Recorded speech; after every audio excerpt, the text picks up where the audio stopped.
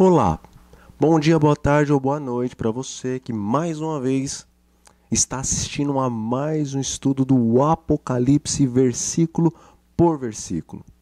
Hoje nós estaremos estudando o capítulo 12 do livro do Apocalipse a partir do versículo 15.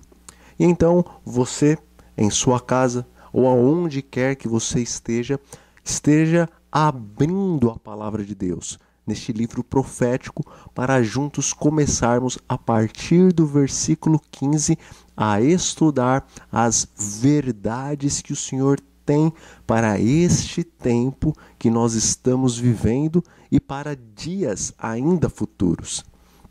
E a palavra de Deus, no versículo 15 do capítulo 12 de Apocalipse, nos diz o seguinte: Então a serpente arrojou da sua boca atrás da mulher água como um rio, a fim de fazer com que ela fosse arrebatada pelo rio. É lógico que para compreender este e outros versículos que nós vamos estar estudando, você vai precisar assistir aos estudos anteriores para compreender que neste capítulo 12 a palavra de Deus está tratando do grande conflito cósmico entre Cristo e Satanás.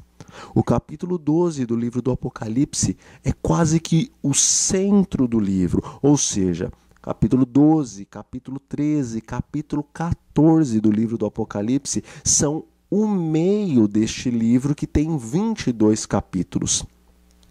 Como nós já falamos, este e alguns outros livros da Bíblia foram escritos em forma de quiasmo. É uma palavra estranha e complicada, mas resumindo, todo livro que na antiguidade era escrito em forma de quiasmo e que talvez até hoje alguns escritores ainda escrevam utilizando esse método, o apogeu, o momento grandioso do livro não estava realmente no final, mas sim no meio do livro. Portanto, estes 3 capítulos, o 12, o 13 e o 14 do livro do Apocalipse, são o local do livro onde nós vamos encontrar as gemas da verdade mais importantes em toda a profecia do Apocalipse. Portanto, apertem os cintos para nós fazermos uma viagem no mundo da profecia a fim de descobrirmos o que o Senhor Deus, por intermédio do seu anjo, o qual falou a João, deixou para você e também para mim. Voltando ao versículo 15, vamos entender então os símbolos e a história que se passa neste momento. Veja, então a serpente, quem é a serpente?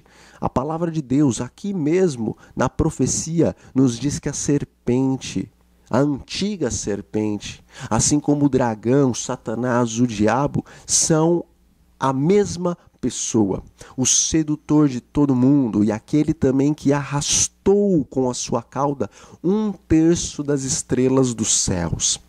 Nós vemos na palavra de Deus no Antigo Testamento que a cabeça é o ancião de dias e a cauda era o profeta. Contudo, o contexto deste versículo estava dizendo que aqueles que enganam e aqueles que corrompem o povo de Deus podem ser reconhecidos desta maneira. A cabeça são os anciãos corruptos e a cauda é a língua dos profetas que proferem mentiras para arrastar as pessoas ao erro, mesmo estando dentro da igreja. Portanto, quando no livro do Apocalipse nos diz que o dragão arrastou com a sua cauda 1/3 das estrelas dos céus, está dizendo que Satanás nos céus era como se fosse um falso profeta, ou seja, por intermédio da mentira, ele conseguiu arrastar 1/3 dos anjos juntamente com ele nesta rebelião. Então aqui o dragão, a antiga serpente, o diabo, Satanás, A palavra nos diz que ele arrojou da sua boca atrás da mulher água como se fosse um rio. O que é água na profecia? Vemos em Apocalipse 17, no versículo 15, que na profecia as águas simbolizam multidões, povos, línguas, ou seja, muitas pessoas. A serpente, que é Satanás, ele lançou da sua boca água como um rio atrás da mulher. A mulher na profecia, nós temos estudado que não apenas no Novo, mas no Antigo Testamento, é um símbolo da igreja. Jesus vem buscar a sua noiva, ele vem buscar a sua igreja. Paulo diz que ele estava preparando a igreja de Deus como se ela fosse uma virgem para entregar a seu esposo, que é Cristo Jesus. Nós vemos também no Antigo Testamento que o Senhor sempre comparava Israel com uma mulher, e muitas vezes comparava Israel com uma mulher adúltera, justamente quando Israel abandonava o Senhor e ia adorar após outros ídolos. Então, a mulher pura, a mulher virgem, sempre simboliza a esposa de Cristo, a mulher de Cristo, a igreja do Senhor. A mulher adúltera já simboliza uma igreja a qual está traindo o Senhor com quem? Com Satanás, o grande líder da apostasia e do paganismo. Então nós vemos aqui que a serpente, ela lançou de sua boca, isso aqui é um simbolismo, ela enviou pessoas, multidões, pois as águas são multidões, atrás da mulher, atrás da igreja. Jesus Cristo, como nós vemos no capítulo 12, nos versículos anteriores, ele havia vencido o dragão e agora ele subiu aos céus, foi arrebatado ao trono de Deus. Mas a mulher, a igreja, ela prosseguiu aqui na terra. E o dragão, nós vamos ver até em alguns versículos mais para frente, no versículo 17 mais especificamente, ele se ira contra a igreja. E de uma maneira especial nesses últimos dias, ele se ira contra a descendência da igreja, contra os remanescentes. O pouquinho da igreja que sobrou, que permaneceu puro, como foi puro no tempo dos apóstolos. Mas aqui no versículo 15 nós vemos que Satanás então, não conseguindo destruir a Cristo, ele se enraiveceu contra a igreja e agora ele lançou multidões contra ela. Nós vemos isso no período especialmente, assim dizendo, da Idade Média. Nós vemos que Satanás, no período da Idade Média, ele usou, na verdade, os próprios líderes da igreja para perseguir o povo de Deus, o qual realmente amava e guardava as palavras das Sagradas Escrituras. Nós vemos que de uma maneira muito voraz, por 1260 anos, como a própria profecia nos apresenta, de 538 até 1798, a perseguição da Igreja Romana contra todos aqueles cristãos que se apegavam à palavra de Deus foi muito grande. Dezenas, centenas, milhares, dizem os estudiosos que cerca de 50 milhões de cristãos morreram neste período de perseguição que a Igreja Romana fez contra os cristãos que queriam abandonar os formalismos e as normas que não eram bíblicas para viver tão somente uma religião puramente bíblica. Nós vemos que na antiguidade os valdenses, os albigenses e outros povos tiveram que fugir para as montanhas, eles tiveram que viver entre as rochas, eles tiveram que viver entre galerias subterrâneas a fim de fugir do poder católico, apostólico, romano. Nós não estamos julgando os católicos, porque o Senhor Jesus, ele nos diz que as suas ovelhas, elas não estão apenas em um aprisco, mas em vários apriscos. O Senhor Deus, então, tem fiéis em todas as igrejas. Contudo, ele também nos mostra que ele tem um aprisco verdadeiro e que agora, nos últimos dias, convém a ele que haja somente um pastor e somente um aprisco. Nós vamos ver até em Apocalipse capítulo 18 que no final dos dias haverá um alto clamor, uma alta pregação da verdade, a fim de chamar todas as ovelhinhas do Senhor Deus, das denominações as quais o Senhor em sua palavra diz que formam Babilônia, que quer dizer confusão espiritual, mistura da verdade com o erro. Satanás, desde Gênesis, nós vemos que o que ele gosta de fazer é uma Babilônia, é uma confusão, pois quando ele tentou a Eva, ele não disse apenas mentiras, ele disse verdades misturadas com mentiras. Isto é a confusão. Aqui se inicia a Babilônia espiritual. E no final dos tempos, nós vemos que a Babilônia dos últimos dias também é uma grande confusão religiosa, em que a verdade está misturada com o erro em busca de uma falsa paz.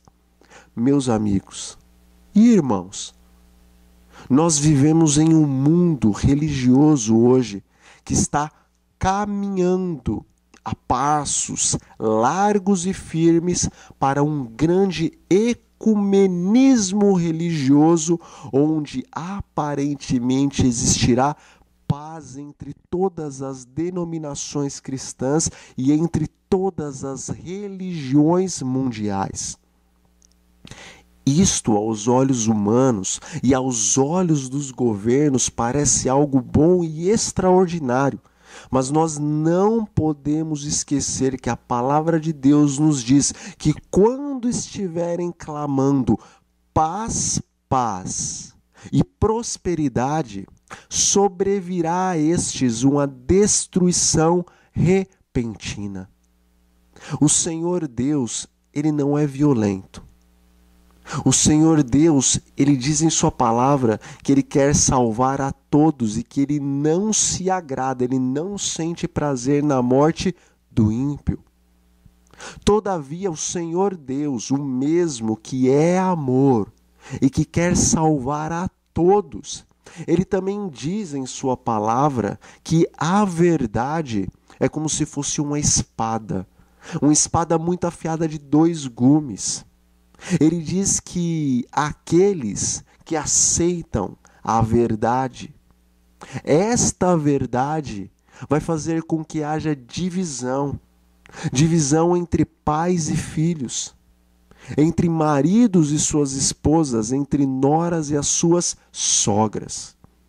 Deus é amor, ele quer salvar a todos, mas a verdade de Deus, ela é cortante. Ela penetra mais do que espada aguda de 2 gumes. Ela penetra juntas e medulas. Ela divide a própria alma e ela vem a discernir o que vai no coração do homem. A verdade, ela salva. Mas quando alguém não aceita a verdade, passa a ser inimigo da verdade. E com isso existe o quê? Divisão. Portanto, nós vemos hoje um mundo religioso que quer que todas as religiões e denominações estejam debaixo da bandeira da paz. Contudo, não há e nem pode haver união entre a luz e as trevas, mas somente separação. Portanto, embora nós devamos buscar uma paz dentro do possível, como diz a palavra de Deus, com todos, nós não podemos aceitar de maneira espiritual, que o erro esteja caminhando junto com a verdade. O que o ecumenismo nos sugere é justamente que a palavra de Deus, que é a verdade, mais cortante do que uma espada de 2 gumes, passe a aceitar a mentira andando juntamente com a verdade. Porque não pode haver união espiritual e aceitação de dogmas e doutrinas que estão em contrapartida com a verdade e assim ainda agradarmos a Deus. Portanto, você que luta pelo ecumenismo, pare e pense no que o Senhor nos diz em sua palavra a respeito da divisão entre os servos de Deus e os que não são servos de Deus. A palavra de Deus nos diz, nestes 3 capítulos, 12, 13 e 14, que há um conflito real entre a verdade e o erro, entre Cristo Jesus e o dragão, entre os descendentes de Jesus e os descendentes do dragão e da serpente, do diabo e Satanás. A palavra de Deus nos mostra que no final dos tempos, o mundo inteiro, diz o livro do Apocalipse, no capítulo 13, o mundo inteiro vai seguir ao dragão e vai adorar a besta, pois o dragão entregou o seu trono e o seu poder para a besta, para o homem do pecado, para aquele que, diz Paulo, se parece com Deus, se assenta no trono de Deus. Até fala, tem maneiras parecidas com as maneiras de Deus e tem palavras parecidas com as palavras de Deus. Mas Paulo diz que este, o homem do pecado, que aparentemente é como Deus, ele odeia tudo aquilo que é verdadeira adoração e culto a Deus. E o capítulo 13 nos diz que o mundo inteiro vai após, vai atrás, vai seguindo a besta, o homem do pecado, o qual recebe o seu poder e o seu trono do dragão, a antiga serpente. Esta mesma que na Idade Média lançou multidões contra a mulher, contra a igreja de Deus. De maneira que Deus, em sua bondade, teve que por 1260 anos proteger a mulher, proteger a sua igreja em lugares remotos, em cavernas, em lugares subterrâneos, escuros, afastados da civilização. Esta mesma serpente que seduziu a Eva e que seduz todo mundo, ela também seduzirá o mundo inteiro nesses últimos dias com o falso cristianismo. A palavra é clara, o mundo inteiro vai seguir a besta. Quem não vai seguir? Diz o versículo 17 deste mesmo capítulo 12 que nós estamos estudando, somente os descendentes da mulher, os quais se denominam como os remanescentes, ou seja, aqueles que sobraram, os restantes, um pequeno povo que manteve-se fiel às verdades bíblicas. Um povo o qual tem características peculiares. Diz o versículo 17 de capítulo 12, que este remanescente da mulher, o qual o dragão, a antiga serpente, vai se irar com ele, são aqueles que guardam os mandamentos de Deus, não os mandamentos do homem, que foram adulterados. São os que guardam os mandamentos que Deus escreveu com o seu dedo na rocha, os quais são imutáveis. Este povo dos últimos dias, esta mulher, esta igreja, esse remanescente da igreja, o qual guarda os mandamentos de Deus e tem o testemunho de Jesus, ele não está guardando a lei a qual Moisés escreveu em pergaminhos e colocou do lado de fora da arca. Estas leis foram cravadas na cruz do Calvário, elas eram leis típicas, e quando Jesus morreu na cruz do Calvário, elas deixaram de existir porque Jesus era o antítipo dessas leis. Tudo se cumpria em Jesus, todos os rituais, todas as ordenanças, todos os sacrifícios escritas na lei mosaica, na lei que Moisés escreveu, todas estas coisas se cumpriram na vida e no ministério do nosso Senhor e Salvador Jesus Cristo. Mas, eu insisto, teve uma outra lei, uma lei a qual não fora escrita por Moisés, mas fora escrita pelo dedo de Deus em tábuas de pedra, que simbolizam eternidade, e o dedo de Deus simboliza a imutabilidade. Estas leis não foram colocadas do lado de fora da arca, mas foram colocadas do lado de dentro da arca do concerto. E nós vemos no livro do Apocalipse que haverá um momento em que o santuário, o verdadeiro tabernáculo, o qual não fora erigido por mãos humanas, conforme diz Paulo no livro de Hebreus, no capítulo 8 e também no capítulo 9, mais especificamente, ele diz que este santuário, o qual fica nos céus, no livro do Apocalipse, este vai ser aberto, seu lugar santíssimo, para que todos possam ver a arca da aliança, a qual se encontram neste santuário e nesse tabernáculo. Dentro da arca da aliança que existia no tabernáculo e no santuário terrestre estava a tábua dos 10 mandamentos, e existe um santuário nos céus, segundo o Novo Testamento, segundo a profecia nos diz, e existe uma arca da aliança nos céus. As tábuas dos 10 mandamentos que existiam na terra são a representação da tábua dos 10 mandamentos que existem nos céus. E o povo de Deus, o qual o dragão se ira, odeia e persegue, ele guarda os mandamentos de Deus, os quais foram dados como ilustração naquele tempo de Moisés, mas os quais são eternos, segundo a palavra de Deus nos diz, pois eles se encontram na arca da aliança nos céus. A igreja de Deus, os remanescentes de Deus, guardam a lei do Senhor que está escrita em tábuas de pedra e que está dentro da arca que fica nos céus. Você, meu irmão e minha irmã, não podem ser enganados. Nós não podemos ser enganados. A lei de Deus, disse o Senhor Jesus Cristo, ela é imutável. Passarão os céus e a terra, mas nem um tio, nem um jota, nem um i, nada da lei vai passar.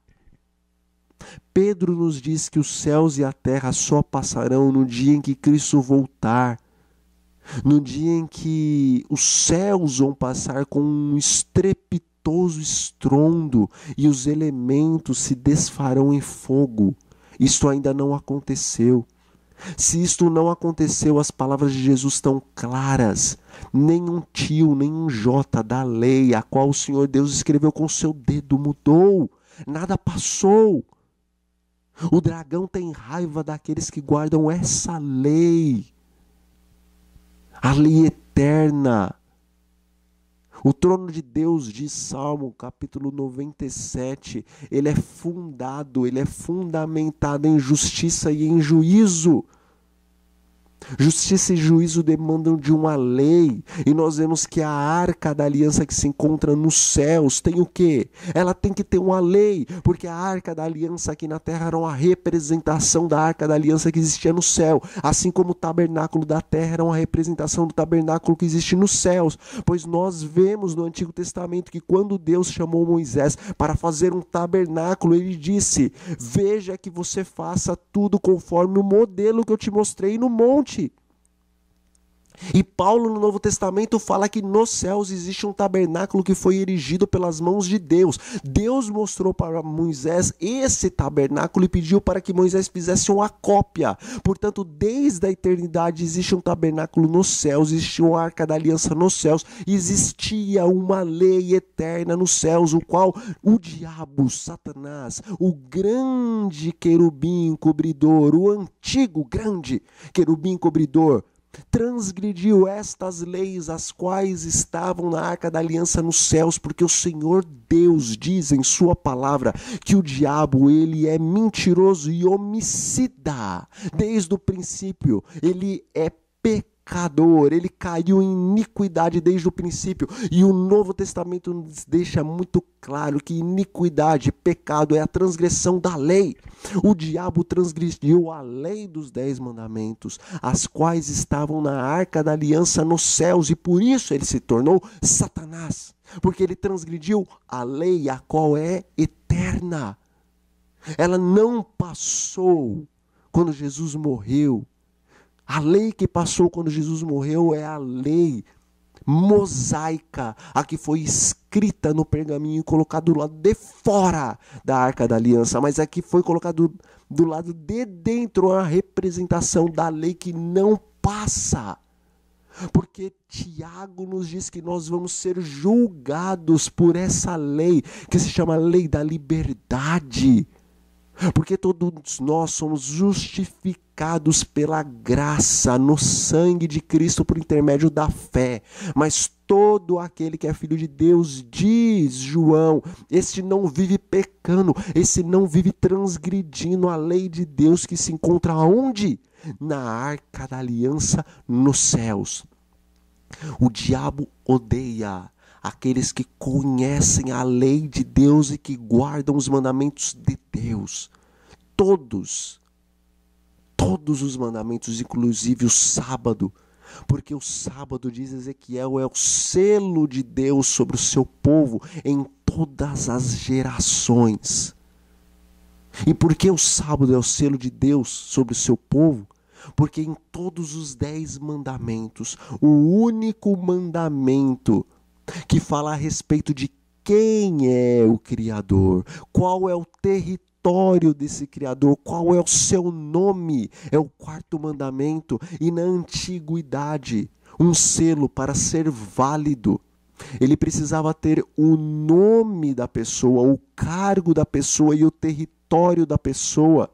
No 4º mandamento nós vemos o nome de Deus, o cargo de Deus que é Criador, e o território de Deus que é céus, terra, mar e as fontes das águas. Por isso que Ezequiel diz que o selo de Deus, ou Deus diz através de Ezequiel que o seu selo é o sábado do 4º mandamento. É por isso, meu amigo e minha amiga, que a partir do ano 313, quando o paganismo foi introduzido na Igreja de Deus, todos os esforços foram feitos para que o 4º mandamento fosse removido da lei e colocasse agora, no lugar do sábado de Deus, um sábado falso. O primeiro dia da semana, o domingo, o qual desde as eras antigas sempre foi o dia do sol, o dia do deus Ra, o dia de Osíris, o dia dos deuses pagãos, que sempre representavam o próprio Satanás, o pai da mentira. É por isso que se há uma luta tão grande para que o sábado seja completamente abolido e se coloque o domingo no lugar do mesmo. Veja que a maioria dos cristãos diz que não se pode matar, porque matar é pecado. Isso está onde? Na lei dos 10 mandamentos. Veja que a maioria dos cristãos diz que não se pode adulterar, porque o adultério é pecado. E isso está onde? Na lei dos 10 mandamentos. A maioria dos cristãos diz que não se pode cobiçar, porque cobiça é pecado. Isso está onde? Na lei dos 10 mandamentos.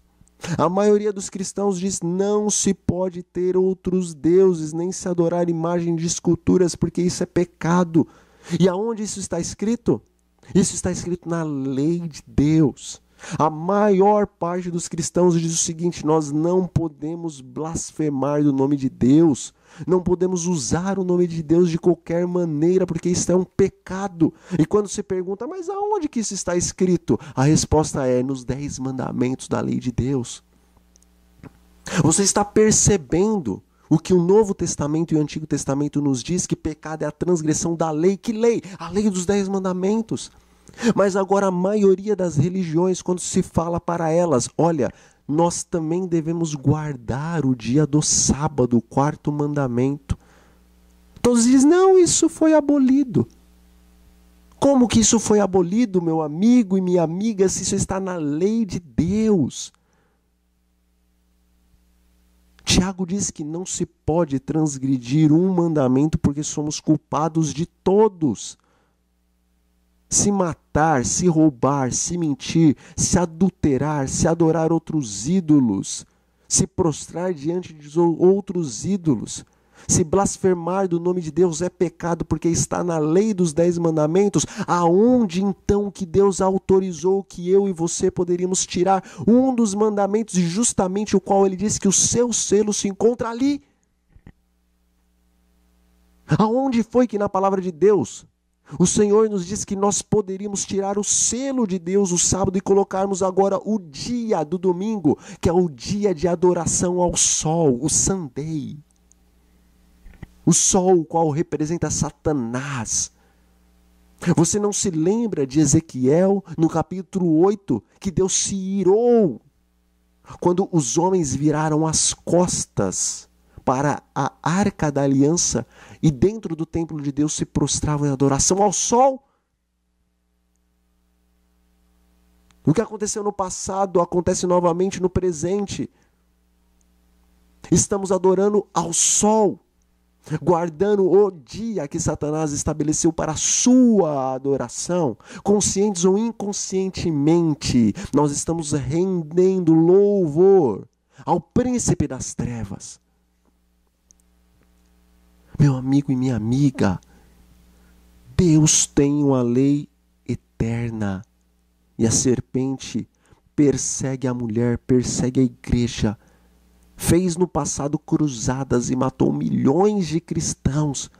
E a palavra de Deus nos diz, no capítulo 13 do livro do Apocalipse, que novamente esse poder que na Idade Média perseguiu os cristãos, ele vai perseguir nestes últimos dias o povo de Deus que se apega aos mandamentos de Deus e tem o testemunho de Jesus. No capítulo 19, como várias vezes eu já disse, no versículo 10, o anjo diz a João que o testemunho de Jesus é o espírito da profecia. A igreja de Deus, a mulher verdadeira de Deus dos últimos dias, a qual o dragão odeia, ela tem 2 características. Ela guarda todos os mandamentos de Deus e ela tem o espírito da profecia. O Senhor Deus capacita ela a entender toda a profecia. Ela não fica profetizando na vida das pessoas. Embora Deus ele também possa fazer isso dentro da sua igreja, ela profetiza a palavra de Deus. Ela explica a profecia de Deus. Porque sem profecia, diz as Sagradas Escrituras, o povo perece.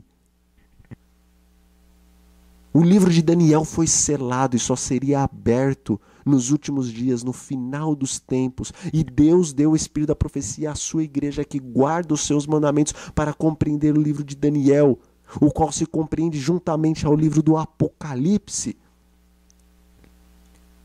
Portanto, quando você ouvir falar paz, paz entre as religiões, cuidado, porque Deus não autorizou uma paz e um ecumenismo, o qual une a verdade e o erro. Pelo contrário, o capítulo 14 do livro do Apocalipse nos apresenta uma mensagem tremenda que Deus, através do seu povo, dará ao mundo nos últimos dias. Não é uma mensagem de paz, paz e prosperidade. É uma mensagem de juízo. Ali diz: temei a Deus e dai-lhe glória, porque é chegado o seu juízo. É chegado o momento de Deus julgar os homens, e adorem aquele que fez os céus, a terra, o mar e as fontes das águas. Repete as mesmas coisas que está escrito aonde? No 4º mandamento. Adorem aquele que fez todas essas coisas. Adorem o Senhor, cujo nome e cujo selo está no 4º mandamento. Não adorem o homem do pecado, o qual institui um novo mandamento. Tira o mandamento do sábado e coloca o seu mandamento, de maneira que os 10 mandamentos, quando o sábado é retirado e colocado o domingo, não é mais o Deus de Israel, não é mais o Deus verdadeiro que está sendo adorado, mas um outro Deus. O Deus o qual estabelece o domingo para o seu dia de adoração. E este é Satanás, não é Jeová. O povo de Deus, em Apocalipse 14, ele vai mais além. Ele não diz apenas que chegou a hora de Deus julgar. Ele diz que caiu Babilônia, aquela que dá de beber do seu cálice iníquo a todos os homens. Ela está caída, ela está perdida, porque ela não aceita as verdades de Deus. Babilônia é a confusão, a verdade misturada com o erro. Está caída. Você vai permanecer em Babilônia? Numa igreja que não guarda os mandamentos e não tem o testemunho de Jesus, não tem o verdadeiro espírito da profecia. Os servos de Deus não dizem ecumenismo, eles dizem caiu Babilônia. A confusão religiosa está caída. Não faça parte da confusão. Mas os servos de Deus, eles vão mais adiante. Eles dizem: todos aqueles que receberem a marca da besta ou adorarem a sua imagem, a besta de Apocalipse 13, ela inicia-se na Idade Média. Ela recebe uma ferida mortal de acordo com a profecia, mas essa ferida mortal seria curada. E nos últimos dias o mundo inteiro ia se maravilhar diante e após, atrás, seguindo a besta, a qual na Idade Média foi um poder religioso e político. E nos últimos dias vai ser novamente um poder religioso e político.